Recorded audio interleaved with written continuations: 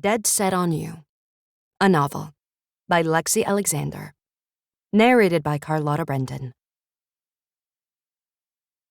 For Julian and Luca, may your dreams be wild, your bucket lists long, and your hearts all in. 5 years before. The night of my 13th birthday, I wrote the first of now 52 items on my bucket list. Today, I planned on crossing off number 17. Get my first big job by 22, which came right before buy my first apartment by 25, and somewhere after kiss someone who makes my knees weak. Still pending. Most people my age were still figuring themselves out, but I didn't have that kind of luxury. I had lists that needed checking and timelines to stick to, and nothing, not love, natural disasters, or other catastrophic events, was going to stop me. But delays, those were harder to avoid. For instance, the blizzard currently rolling through Chicago. It's why I was 12 minutes late to my first day at my first big job, half frozen and wholly mortified. This wasn't how I'd imagined my first day as a marketing assistant in one of Chicago's top marketing firms, working for the best in the business. I wasn't entirely sure they hadn't made a mistake hiring me to begin with. I hadn't gone to a fancy school or been mentored by anyone with a corner office. I'd just worked. Hard. Relentlessly. Like my life depended on it. And today it did. This is it, I reminded myself as I shuffled across the lobby of Lakeview Towers. Despite the snowstorm, the building bustled with people. My kind of people. People with dreams and aspirations who didn't let a few snowflakes get in the way. I deserve to be here. I repeated the phrase the entire 47 seconds it took for an elevator to arrive, and then once more as I filed into the elevator after a group of people, most wrapped up in parkas and scarves. Me, though, I teetered on high heels and wore a Calvin Klein dress I'd gotten at Ross Dress for Less, because not even Snowmageddon was enough to keep me from making an impression. But it had been enough to make me late. Stomach churning, I practiced my apology speech the entire way up to the 38th floor, and by the time I arrived at the entrance to Media Lab's lobby, I was convinced I had a fighting chance. Maybe. I just needed to get in the same room as my new boss. Briefly, I stalled outside the glass doors, my reflection frowning back at me. The brisk wind had tousled my light brown hair, which I'd carefully styled that morning, and my olive eyes were bright against my newly wind-chapped cheeks. My tote, heavy with my snow boots and the 3 library books I was absolutely going to return tonight because I couldn't afford late fees, made my body curve awkwardly to one side. I was serving unprepared assistant as opposed to boss bitch. I'd have to change that. I sucked in a deep breath, straightened my posture, and marched inside, shaking off my nerves like I hadn't just spent the last hour in a spiral of doom. Fake it until you make it. I approached a shiny receptionist desk with a shiny assistant tucked behind a shiny computer. Good morning. I'm here for Dana Casper. I'm Eve. She's with her 9 o'clock. The curly-haired assistant, iPhone dangling in her manicured hand, didn't even glance up. You can wait there. She gestured to the sitting area in the lobby, her eyes never leaving her very important scrolling. I blinked. But can you tell her that I'm here? It's my first day, and of course I didn't mean to be late. I left an entire 2 hours early, but I forgot my... Liv Houston, per her nameplate, continued to scroll. I could have been invisible for all she cared. I clamped my lips together, my pulse pounding with indecision. I figured I had 2 choices.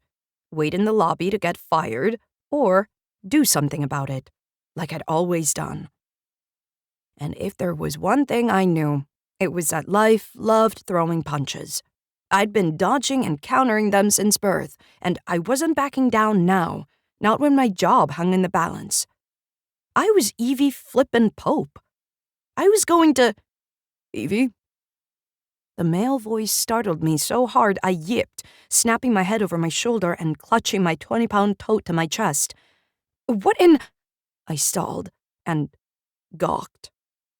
A beautiful man stood, or rather towered, a few feet away, looking the way you'd expect an executive at Media Lab to look, like they'd been plucked from the average masses because their DNA was superior in all ways: brains, bone structure, and boardroom swagger. And him? He could have spawned them. Dark hair, warm brown eyes, and sun-kissed skin that had no business existing in the terrible Chicago winter. A baby blue dress shirt stretched over lean, toned muscles, broad enough to wrap me snugly against his chest, and strong enough to hoist me up against a desk and— oh, God, no.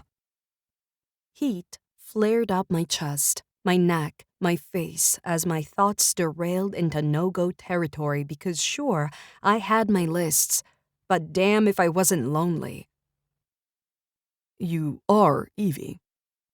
He smiled politely as I stared like an idiot.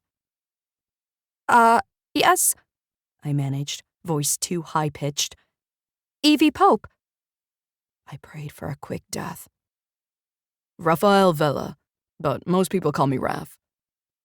His grin stretched and curved and, oh, mamma mia, a dimple said hello as his hand reached for mine, engulfed it, warmed it, made me fixate on it. "Hi, Raf," I said, still gripping his hand and knowing very much I needed to let go.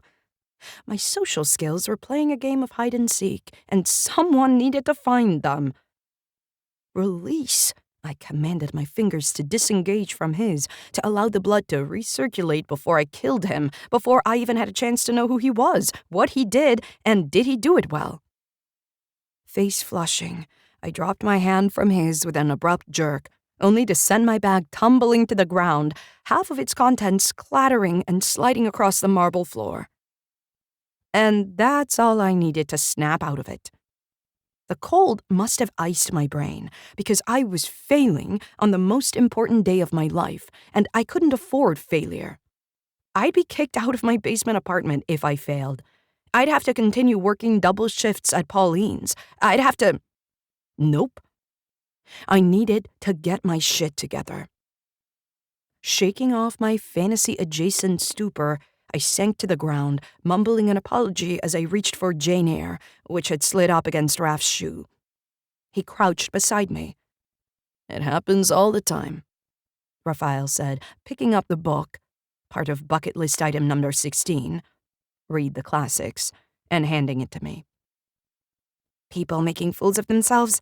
I asked, taking the book, careful to keep our fingers from touching again and making me stupid. I tried not to dwell on his nearness or his scent as I stuffed the book into the bag atop my boots, not bothering to organize things. "Yep. Special magnets in the floor. To get shit to fall and break the proverbial ice." He knocked on the marble floor, face serious. Oh, God. He was attractive and funny. I was possibly in trouble. I'm afraid I only came prepared for icebreaker questions. I kept my features serious, too. My dream superpower. Most petrifying memory. That kind of stuff. His lips twitched as he held out Anna Karenina. "We have that, too. A list of 100 icebreaker questions we go through, right after the tour." I didn't know about a tour. I tried to recall the numerous emails I'd received, printed, and highlighted to ensure I hadn't missed a detail. "Standard first-day procedure. Tour, meet and greets, soul-bearing icebreakers," Rafael added, reaching for my planner. I was open to this week's spread, color-coded, overly ambitious, and ripe for the reading. I snatched it before he could get a closer look and shoved it into the bag. "Carl's out today on account of the storm," he continued, unfazed. "So the role of tour guide falls to me. I apologize in advance for not knowing nearly as much as Carl about the history of the building or its intricate plumbing system. I've only been here 6 months, but I promise, cross my heart and hope to die."